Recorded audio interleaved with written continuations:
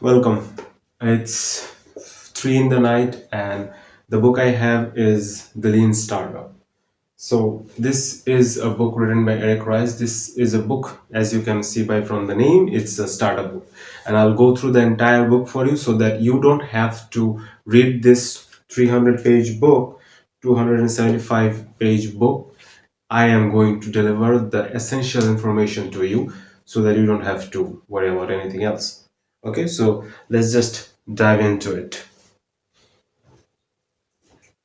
I would say that the book is quite good structure. It has some quite good essence. So starting from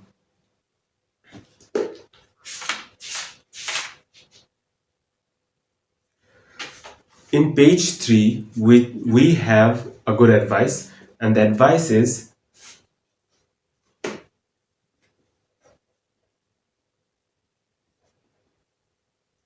boring stuff matters. Now, what does that mean? What does it means that boring stuff matters? What do we mean by boring stuff matters? It matters. It means that we tend to do only the exciting things, and we are most likely to not do the boring stuff. But these are the stuff that matters. If this is your startup, so this 5% is the cool stuff, and this 95% is the boring stuff. So it's the boring stuff you have to focus on and you have to improve on. You cannot only do the cool stuff and expect a good startup to work.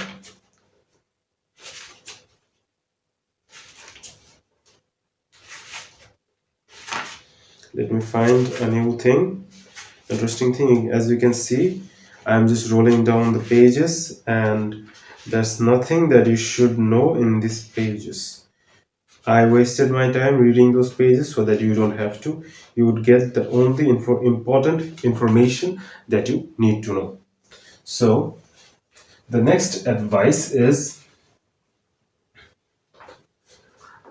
out of 100 good ideas, you have to sell your idea. So don't ever think that you only have a good idea and other people don't. Other people might have better ideas than you, so don't live in this dilemma that you only possess that one good idea. Other people might have, there's a lot of ideas. The world is flowing down with good ideas. So it's not the idea, it's how you implement that idea. And so out of those 100 good ideas, you have to sell your one. Under conditions, and the second thing is under conditions of extreme uncertainty. In page 34, we have the line that under conditions of extreme certainty, your startup is based on uncertainty. You cannot be fully assured what your startup is going to give you. You have to work upon uncertain situation because it's a startup. The only thing that matters that it is going to be uncertain. If it were to be certain, it would have been a company, but it's a startup. So the third chapter of this book, the 37 page, describes a situation. The situation that Eric Rice had, that they found themselves building something that nobody wanted. Learning the and so this line that you might end up building something that nobody wants. It doesn't mean anything if you build something that nobody wants. So we have this, the most important question is that do they want it? So this is the question that you have to ask yourself. Do your customers want this product? The people you're targeting, do they want it? You have to ask this question to yourself, because if you are building a product that nobody wants, at the end of the day, it's going to be no use.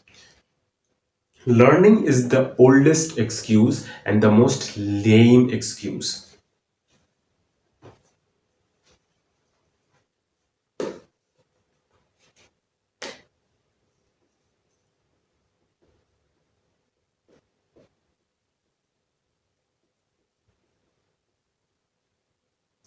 I'll tell you why learning is an excuse. You try, do something, then you fail on it, and then you say that you learned.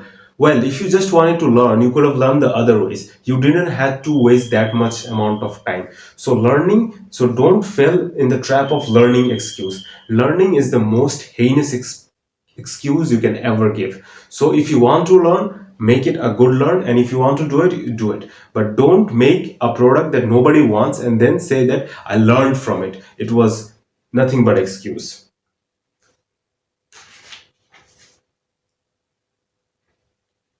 We and the next thing we have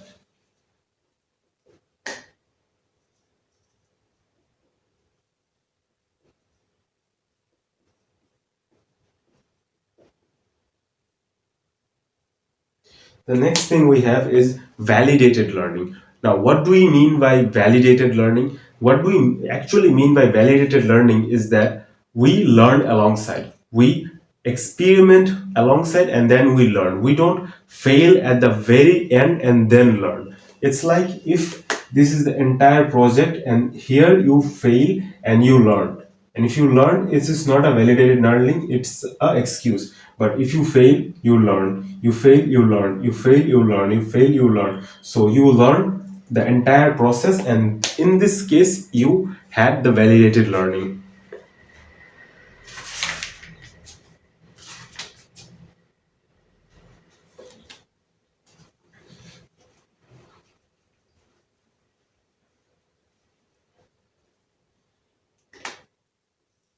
The next thing we have that will they even try your product? You might have given all of your energy, you have done everything right, and then at the end of the day you see that nobody tried even your product, nobody even tried your product, let alone buy that. So how do you cope that situation? First you have to figure that out. The most basic question, the best basic question is that do they want it? If you build something that nobody wants, then no matter how much good it is, nobody is not going to even try it.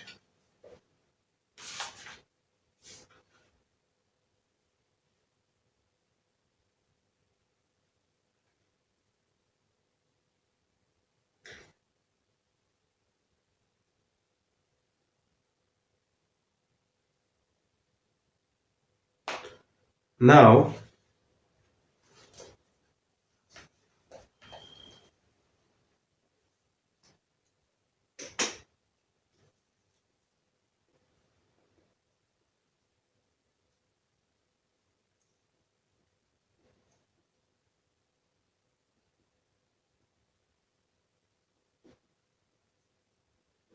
so we think tree, customers think forest. What do we mean by that? What do I really mean by that? That we think tree, but the customers think forest. Is that what you think is not the same as what the customers thinks? You might be thinking something else, and the customer might be thinking entirely differently.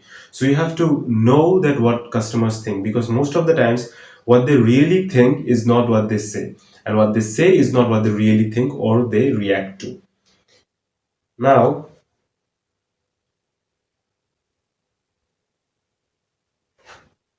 moving on.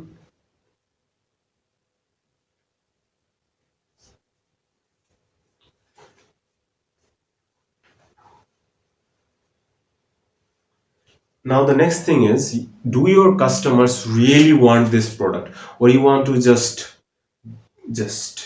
lay this product on them? You want to just forcefully add this product on their checklist? What is the case? Do they really want it, or it's you who want them to want it? What's the case? You have to ask yourself.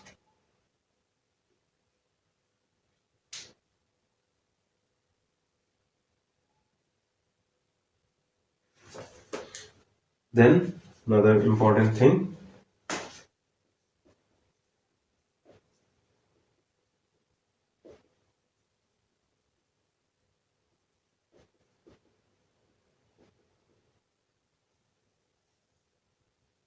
you cannot give effort in the wrong direction. You have to stop giving effort in the wrong direction. If you are giving effort in the wrong direction, it doesn't mean anything. You have to put your work where it should be. If you do that at this, and only then you would be able to get what you really want. You cannot waste your energy. Do not waste your energy. Do not give your effort in the wrong direction. You have to give your effort where it needs to be.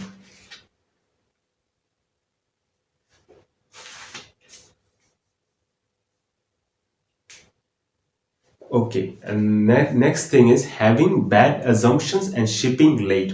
What we really do is that we think that we need this amount of time to deliver. So let's say this is 1 month and this is 12 months. And then we shift and nobody use the product. So what's the meaning of it? That it took us 1 year to build this product and nobody used it. But if in this 12 months period, if we had a prototype built in 1 month and we tried it, nobody used it. After 2 months, some improvements, nobody used it. After 6 months, we would know that if it's validated product or not, should we work on this product or not. We would have saved 6 months of our life. So why are we shipping late when we can build a product, we can build a early prototype, we can build a little product that has little value or a simple validated learning which we can use and implement to get a good product.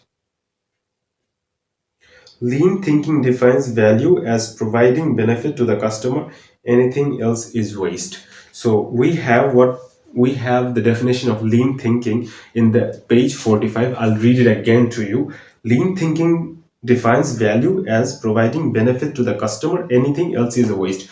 Why providing value is not a waste and everything else is a waste? You have to ask yourself. So if your customers are wishing for something and you're not providing that, but you're providing that what you think you should be providing, that is a waste. You should put value what should be put value to. If you are providing your customers the same thing they really want, then it's a very good thing, then you are on the right direction. But if you are providing to your customers what they don't want, that is a waste of time and that is a waste of energy, and you would be able to go nowhere by doing that. So as he mentioned that if we had shipped sooner, we would could have avoided the waste. Incorrect strategy assumptions.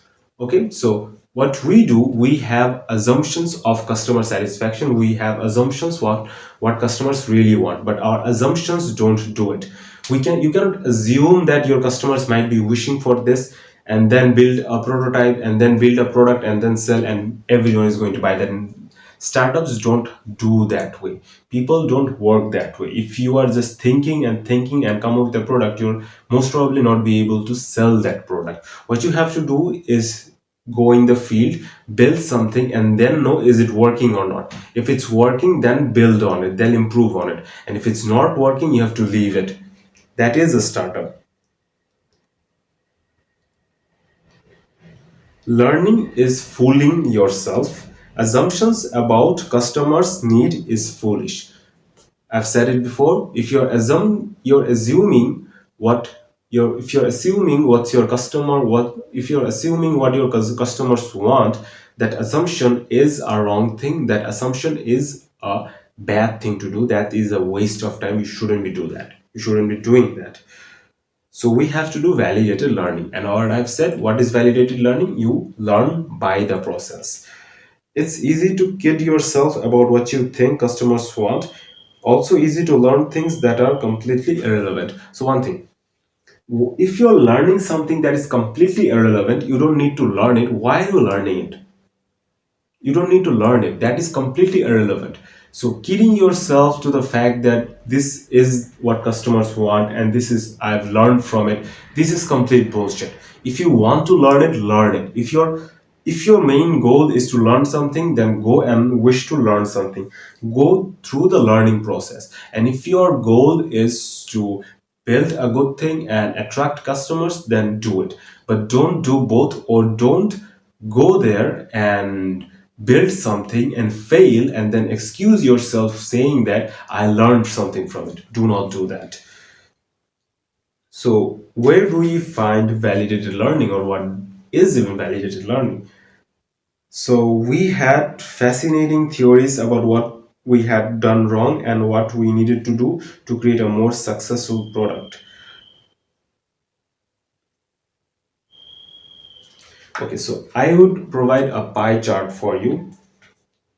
Lessons learned from failure has to be implemented again for validation. So one other important thing, that the lessons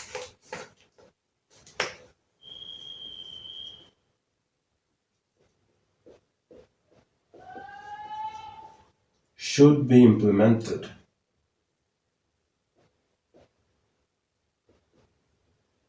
The lessons you learn from life, the lessons you learn from a startup should be implemented. If you do not implement the lessons, if you do not learn and then implement the solution to those things, it's not going to improve. If you just learn and do nothing about it, the same problem is going to occur over and over again, and you'll never be able to go anywhere. So you have to implement the solution to those problems. Okay, now we have a pie chart. We have our vision, we have customer needs, and we have what they accept. We have their needs. So this is my vision, this is their needs, and this is what they accept. So this is the place where it transacts. So this is the place where it intersects, and this is what you're looking for. That what's side of my vision, something of their needs and something they really accept. If you are building something that is in my vision but they don't need and they don't accept, that's a waste. If it fills their needs but it's out of my vision or it's out of their acceptance, it's a waste. Or it's something that they're going to waste, they're going to accept, but it's not something of their needs, they're not going to buy it twice. So you have to fill this criteria, that something that is filling your, that came from your vision, that is filling their needs, and it is something that they are going to accept. If it's a product like this, only then you would be able to find success selling that product.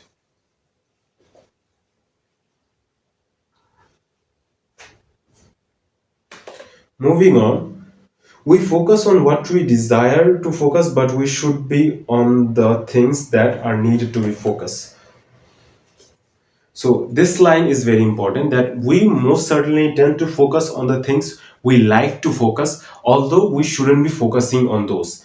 Instead, we should be focusing on the things that need our focus. So there's a difference. So if something needs our focus, we have to put our focus on that, not on irrelevant stuffs, because there are hundreds of numerous irrelevant stuffs happening in a startup. You cannot focus on irrelevant stuffs. You have to put your focus on the very important things so that you would be able to do something.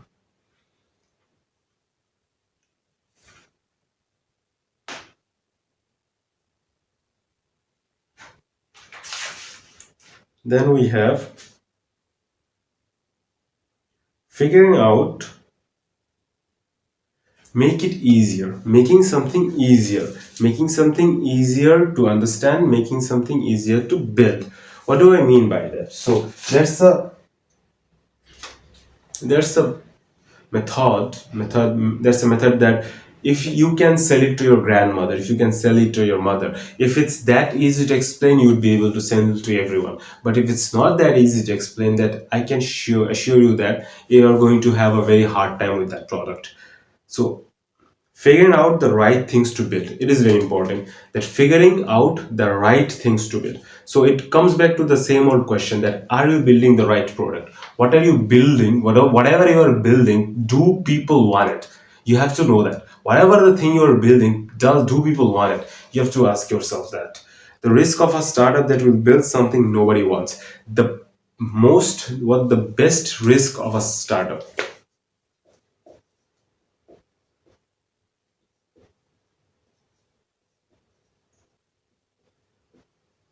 I'll let you know what's the biggest risk of a startup. The biggest risk of a startup is that you end up building something that nobody wants. So, what's the point of having that? What's the point of having something that nobody wants? So, if you have put 6 months, 10 months of your life building something that nobody wants, so what's the point of it? That's the biggest risk, because you're going to go down the drain of it because of it. However, realizing a product and hoping for the best is not a good plan either. So you have realized a product, and then you've hoped. You haven't done anything. You just kept on building the product, and you haven't done anything. You just kept your hope on, and you have done nothing. That's not a good plan either. You have to do something to make that product work, right?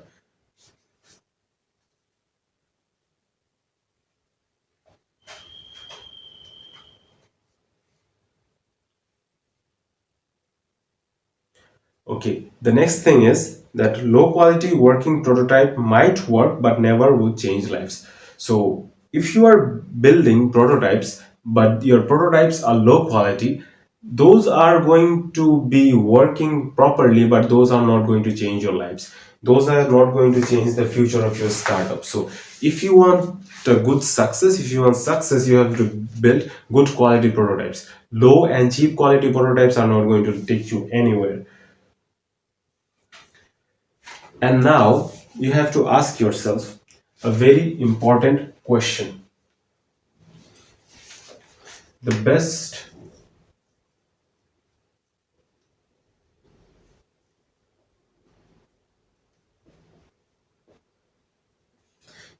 the one question that you have to ask yourself in a startup is that should we build this? This is the only one question that you obviously have to ask yourself, that should we build this? Is it necessary to build it? Is there a need to build it? Or it's just unnecessary? You have to ask that question to yourself over and over again, so that you don't end up building something that nobody else wants, and you want to forcefully put this onto the customers, and you end up being broke. The goal of every startup experiment is to discover how to build a sustainable business around that vision. So you have to experiment. And why are you experimenting your startup? So that you can build a sustainable business. If you have conducted, okay, let's say that you have business 1 and you have business 2. Business 1 has conducted 100 experiments and business 2 has conducted 10 experiments.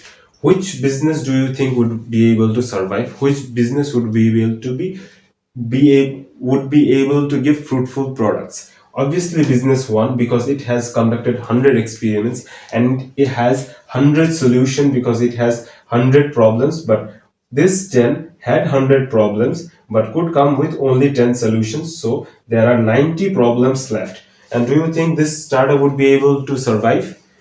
Obviously not. And that is why you have to keep experimenting, so that you can have a successful running sustainable business. Is there already sufficient demand? You have to ask yourself that, should we build this, and even if we should build this, is there sufficient demand? If it's something that only 3 4 people want, 3 4 people want it, but only 3 4 people want, so you would not be able to go much far with that amount of public demand. So you have to ask yourself, is there sufficient demand for that product?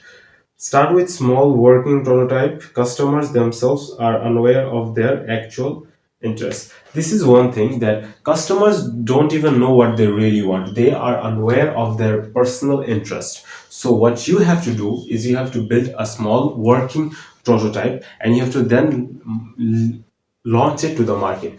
You might not be able to risk your identity or your reputation of the company. In that case, what you can do is that you can you can launch the product from a different name, from a different company, just to experiment that. Is the product really worth it? Do people really want it? It had more accurate data and customer demand because it was observing real customer behavior, not asking hypothetical question. So one thing is that you shouldn't be end up asking hypothetical questions, because life is not a hypothetical world, it's a reality. So you have to understand it, that reality is far beyond different from your hypothesis. So what you think is right is not always right. So you have, when you're asking questions to your customers, when you're getting customer feedback, you have to ask the most relevant questions. You shouldn't be winded up asking only the hypothetical questions and doing nothing. Then we have people feel something, say something, do something else. This is a very interesting thing. I would like to write this on board.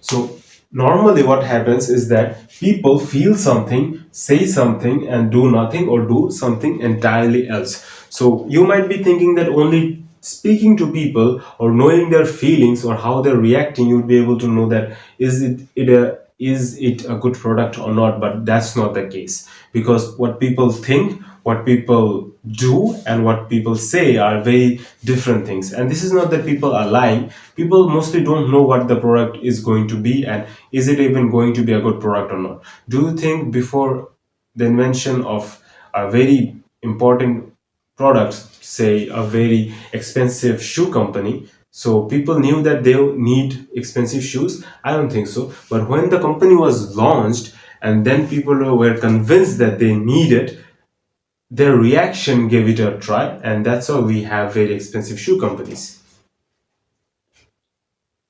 Most people have hard time assessing, looking rather having survey behavior. Okay, looking up to behavior rather than survey is very much more important than just asking questions. So what's the customer behavior on certain things is something you have to look at. So what was their behavior when the new product or the new prototype was launched, how they reacted with it? You have to analyze those are the things which are going to help you. Most people have a hard time assessing their feelings objectively. This is the thing, that most people don't even know that what's their feeling is leading them to go. Look at the rate.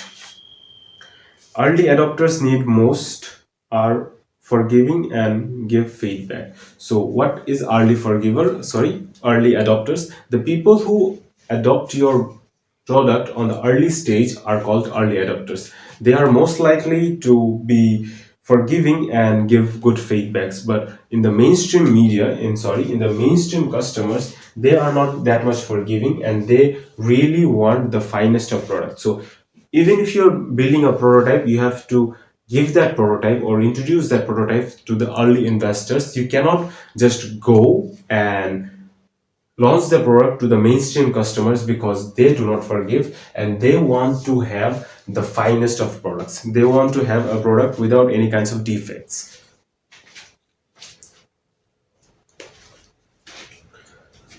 The next thing is find early adopters, the customers who feel the need for the product most acutely. Those customers tend to be more forgiving of mistakes and are especially eager to give feedback.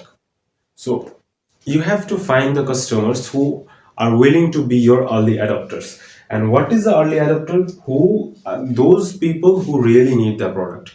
You have to find those people that really need the product, and you would be able to give your product, introduce your product to them, and by that you would be able to have them, and they are most likely to be forgiving and they are most likely to be giving you early feedbacks.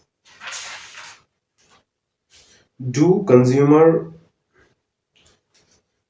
Now you have to ask four questions. So what's the four question? Do consumers recognize what that they have the problem you are trying to solve? Most of the cases they don't. If there was a solution, would they buy it? Yes, 50% chance. Would they buy it from us? That's a question. Maybe 30%. Can we build a solution for that problem? 100%. So that's the thing. Do your customers know that they have a problem? That's the thing. Maybe they don't. And if you had a solution, would they buy it? And the third question is going to be that would they buy the solution from you? And the fourth question is going to be, would you be able to build the solution? Because every people want to go to the moon, people want to go to the Mars, but can you do that? You cannot build a solution, I guess so. So in that case, you have to ask yourself that are you able to build a solution based on that? Then working prototype has to have working features. Further, customers complained that the early product version lacked essential features. The team now had early evidence that those features were in fact important. So, even if you are building a very early prototype, your early prototype has to have some very important features. You cannot lack on the important features, you cannot let go of the important features. You have to have those important features on the prototype. Even if it's a minimum level of prototype, that has to have those important features that those people are wishing for. Don't supply a shit level of prototype. Have to change along the way by starting with a small prototype. So how is that even work? Let me show you how that works.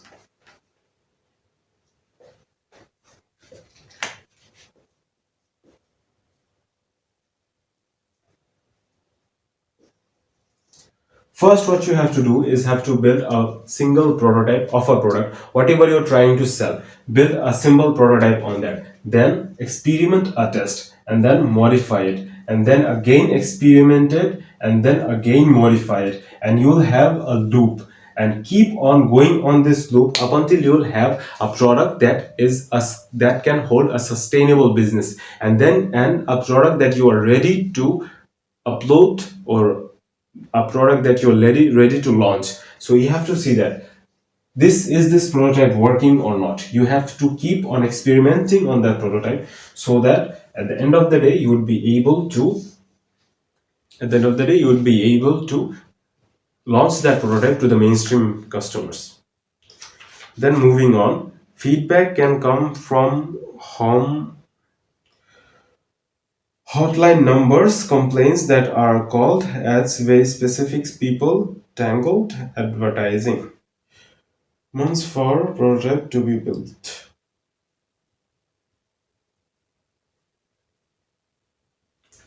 One thing, um, you can have suggestions from. So I was feeling cold, so I just grabbed this up on my head, and I'm feeling back pain because it's the night is about to end and I haven't laid down since.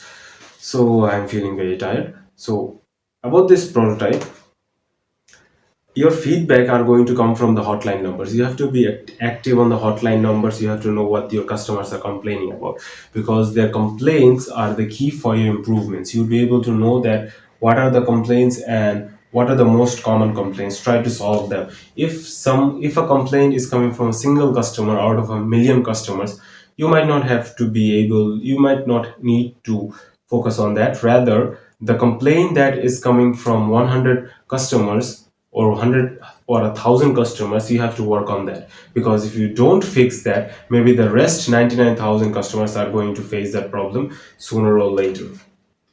Then we have the agency could immediately start to get sense what kind of problems Americans believe they have, not just what they should have. So you don't decide. Well, let me tell you something. One thing, that you don't decide what your customer will want. You don't decide that. Your customers decide that. So you might have an assumption that my customers are going to desire for this product or this type of a feature, but your customers are not going to do that. So you might end up building a product that nobody wants. So stay away from that.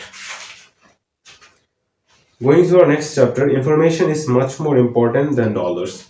It's a very good saying of his. Riskiest leap of faith. So there's a thing that startup is made out of risk. You have to have risk, but there's a difference between startup and a company. So let me say what is a startup.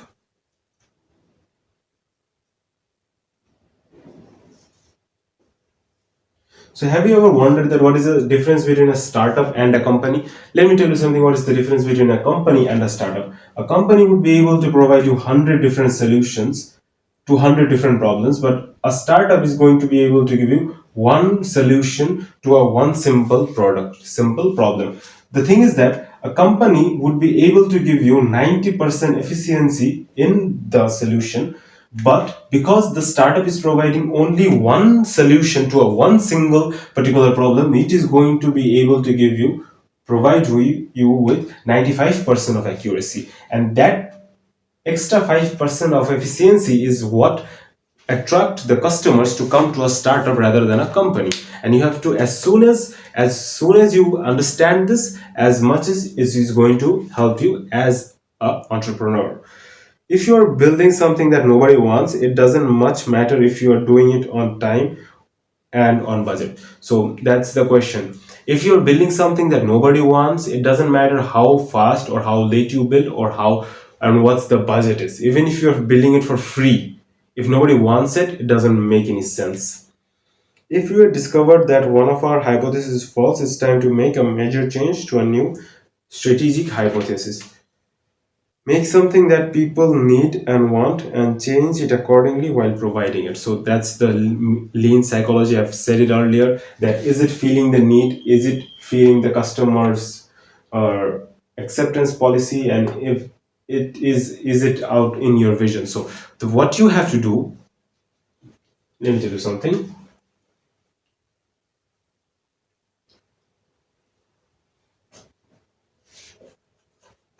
You have to build a product that people want, a product that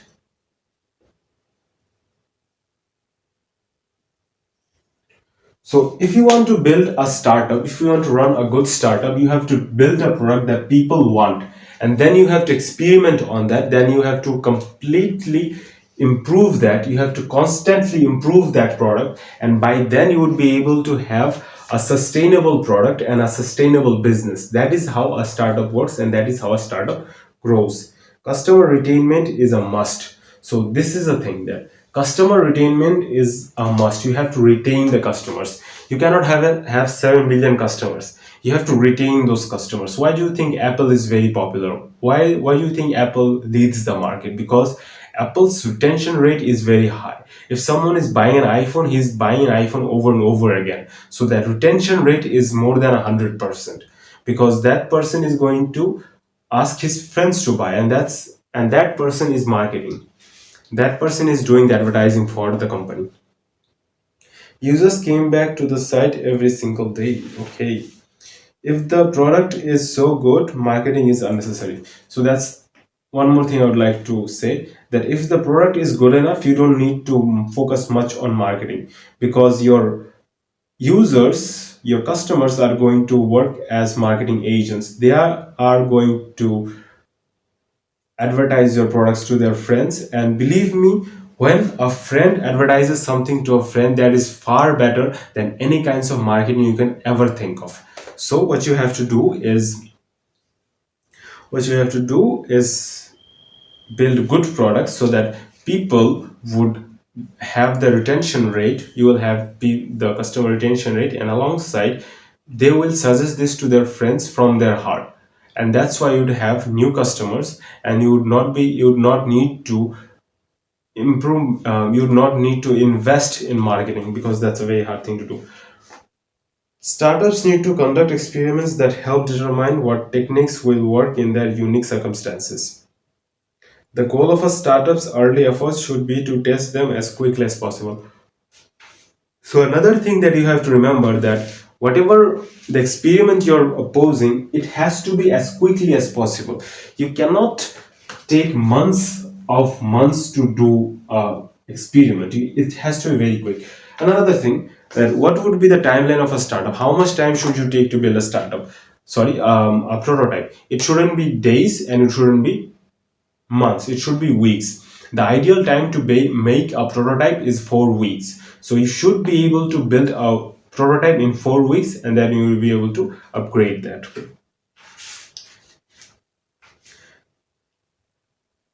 And we have the thing that we have we have this thought that some people were in the right place, right time, and the right thinking, and that's why they succeeded. Let me tell you one thing. There were thousands of other people who were in the right time, who were in the right place, who did the right thinking, but they still failed. So there's something else that you have to focus on, right? Successful entrepreneurs had the foresight, the ability, and the tools to discover which parts of their plans were working, adapt their strategies accordingly. Long term is necessary. You have to think about long term, okay? Value certain hypothesis, value creating, value destroying. When the book gets boring, know the needs. Early conversations might be useful, clarifying the basics. So you have to have a good understanding of the basics of your product, whatever your product is, whatever your value you're providing it, clarifying the basics.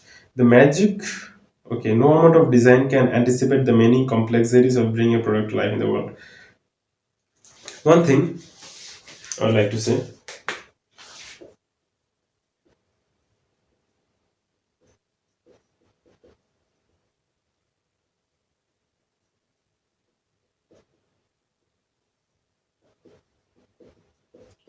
perfect design does not exist. It doesn't matter how much time you are putting on a design, maybe months out of months, year after year, you never have a perfect design. So you have to come up with a decent design that has the basic features, has the important features, and then you have to launch it. You cannot wait your entire life to make that one perfect product, because there is no perfect product, there is no perfect design. You would that it would always have some flaws, and you have to keep improving it like an app. So I have a quote, not a personal quote, but I like this quote. The quote is that the magic you are looking for is in the work that you're avoiding.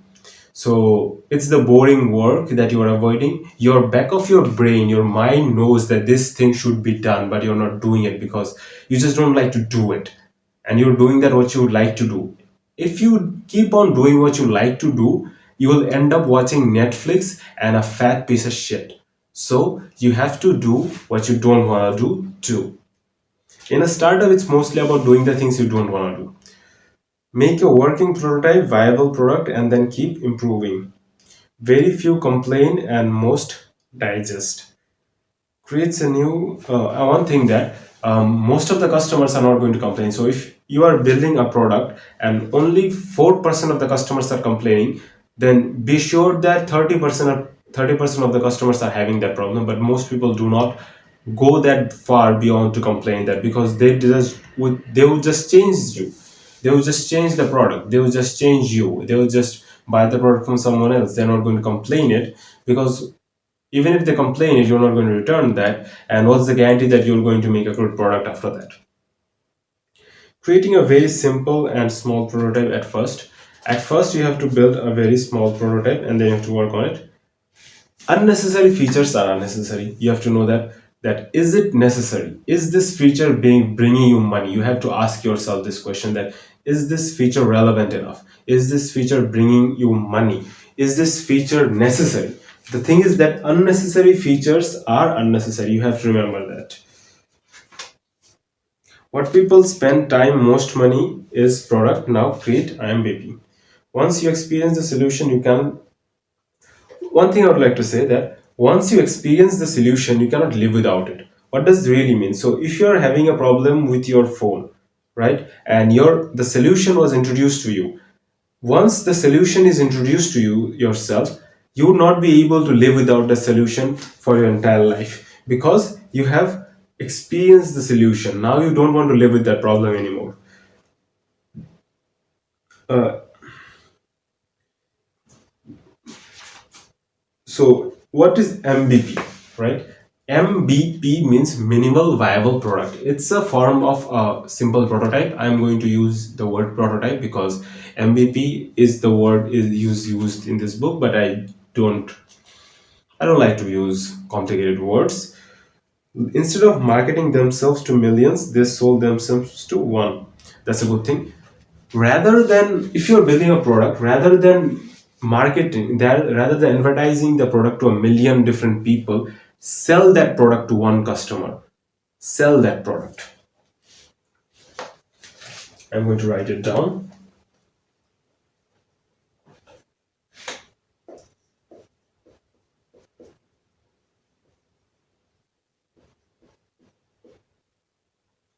So you have to sell the product, right? You have to sell the product.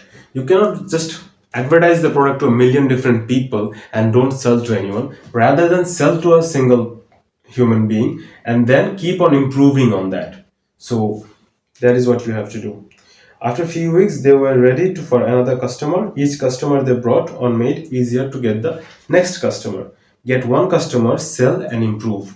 So sell the product to one customer, then sell the product to another customer. In the meantime, improve your product, then sell it to a third customer, and then improve, and then you will, by some time, you will have a million different customers. And by improving in every single step, you will be able to get a product that is worth of a product. That is a product that with less defects. But if you wanted a perfect product in the very first time, you'll never be able to do that. Can sell to one, can sell to a million. One thing is that if you can sell a product to one single person, you can sell that product to a million different people. So you have to know that, because one people, that even that one person is a person, that is an individual, and other people are just like him. They built a series of functioning products, each designed to test a way of solving this problem for their customers. Each product was then offered to a beta testers, which behavior was used to validate the refined user hypothesis. Time ideal to send building a prototype. Each prototype should be built in 2 to 4 weeks. You shouldn't be taking more than 2 to 4 weeks to build a prototype. You have to understand that. I am building a prototype of professional speaking. So I am going to build this in this month, February. I'm going to take 4 weeks to build this prototype, not more than that. Okay. So often we are not even sure who the customer is. That's one thing, that do you really know who your customer is? Because sometimes you'll find the most odd people to be your customers, and sometimes you'll think that these people has to buy your product, but they will not buy your product. So you have to sure about the fact that, do you know who your customer really are? If we do not know who the customer is, we do not know what the quality is. That's a good thing, that if you are not aware of your customers, you are not aware of the customer needs, and you're not aware of the quality of the product. Okay. So I personally am working on professional speaking, right? So I would have this prototype built in professional speaking. I'm going to take 4 weeks, right?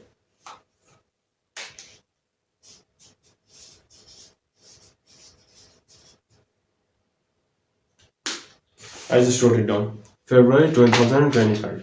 I'll have this prototype built in 4 weeks. In this entire month of February, I'm going to build this prototype, and then I'm going to improve on this prototype, and I'm going to keep on improving this prototype. If customer need is filled with toy car, they appreciate the toy car, not the cruise ticket they are made with. Okay, let's give you another example.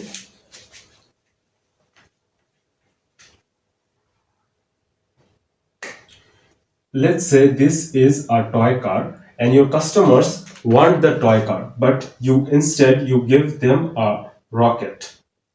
I don't know even if it looks like a rocket or not, but I'm going to write it down.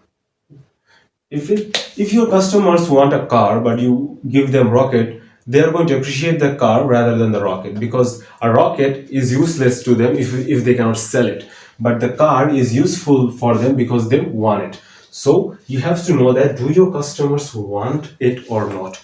You have to have the perfect idea of that. Then we have remove any feature, process, or effort that does not contribute directly to the learning you seek. What your customers wanted, do they really want it? Eliminate any kinds of unnecessary features.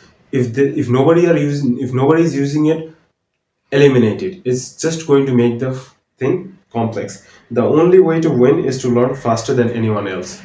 So what's the only way to win? Learn faster than anyone else, and implementing that what you have learned faster than anyone else. This is something that is going to drive you to win. No matter what comes, testing the minimum viable product or the prototype, you will not give up here. Okay? No, you cannot give up. You have to keep on improving.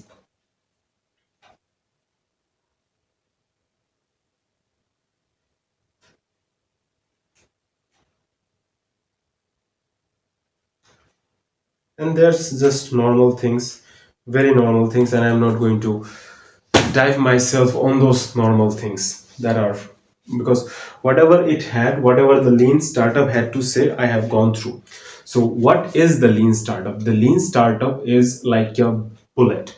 You have to aim at the right thing, you have to aim to the right thing what is needed, and then you have to work upon it. You have to first build a prototype in a couple of few weeks, and then you have to improve on that prototype, and you have to focus on the thing that is needed to be focused. You cannot just focus on here and there. You have to know that what your customer really want. You have to ask yourself, do your customer really want it? Is this really necessary? You have to answer it. You have to ask yourself, and when you know it that your customer want it and they are going to accept it, and this is one of their needs, then you can make a minimal viable product or make a prototype in very few time, in a couple of weeks. Just give the important features, then keep on improving on that product and try selling them, and then have multiple products in the timeline. So you're building a prototype, you've planned other prototypes, and your next approving a prototype, and then you're marketing a prototype.